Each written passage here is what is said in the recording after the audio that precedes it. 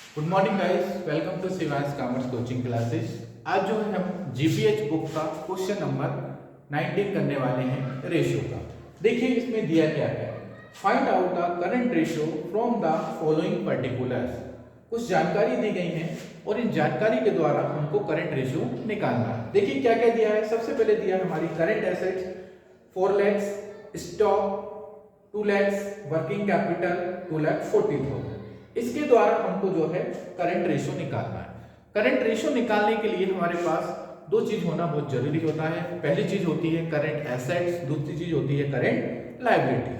तो यहाँ पर हमारे पास करंट एसेट्स 4 lakhs है लेकिन करंट लायबिलिटीज नहीं है। तो सबसे पहले हमको निकालना पड़ेगा करंट लायबिलिटी। उसके लिए देखिए हम क्वेश्चन को सॉल्व करते हैं। यहाँ लिखेंगे हम सॉल्व। सबसे पहले हम लिखेंगे यहाँ करंट एसेट्स जो कि हमारे पास गिवन है, दी हुई है। करंट एसेट्स जो कितनी दी है हमारे पास 4 लाख दी है। सबसे पहले हम उसी को लिखेंगे। उसके बाद जो है हम निकालेंगे करंट लायबिलिटीज। और करंट लायबिलिटीज निकालने के लिए हमारे पास फार्मूला होता है वर्किंग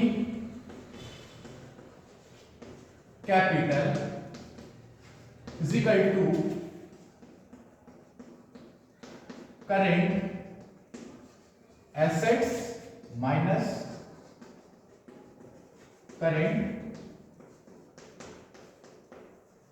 लायबिलिटीज।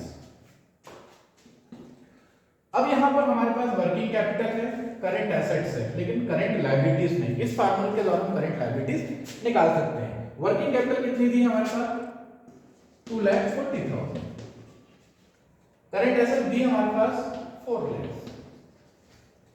यहां से हमको माइनस, अब क्योंकि हमको करंट लायबिलिटीज निकालना और ये हमारे पास डी नहीं है तो एज इट इज लिख देंगे हम करंट लायबिलिटीज। इसके बाद हम क्या करेंगे, करंट लायबिलिटीज को इस साइड ले आएंगे, ये माइनस का, इस साइड आएगा हमारा प्लस का। 4 लाख अपनी जगह पे रहेंगे, ये 2,40,000 उस साइड चले जाएंगे तो ये हम इस साइड लेंगे तो ये माइनस के हो जाएंगे। तो हमारी जो करंट लायबिलिटीज जो निकल के आएगी वो आएगी हमारी 1,60,000। ये निकल जाएगी हमारी करंट लायबिलिटीज।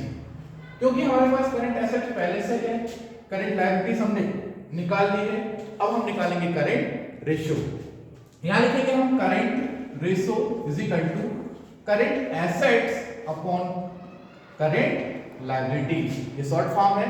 इसके बाद करंट एसेट्स हमारी जो है हमारी 4 lakhs है,